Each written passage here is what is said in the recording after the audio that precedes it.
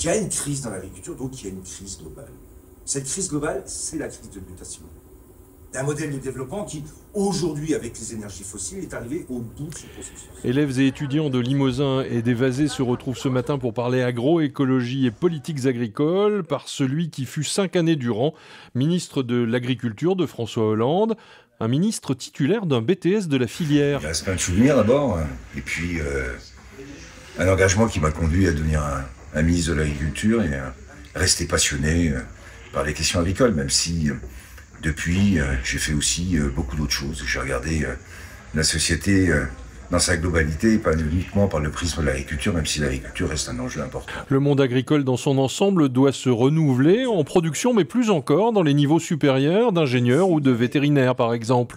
L'enjeu majeur de demain, au-delà des transitions agroécologiques, c'est le renouvellement des générations d'agriculture, avec un besoin d'augmenter nos effectifs. Pour que les élèves puissent prendre des décisions en toute connaissance de cause, il convient de proposer des personnes susceptibles de les éclairer sur tous les sujets. Solide homme politique, Stéphane Le Foll ne manque pas de réagir au retour annoncé de François Hollande. J'ai regardé des sondages qui aujourd'hui le mettent au pinacle, comme quoi on peut être à un moment un peu rejeté, même s'il n'a pas été détesté.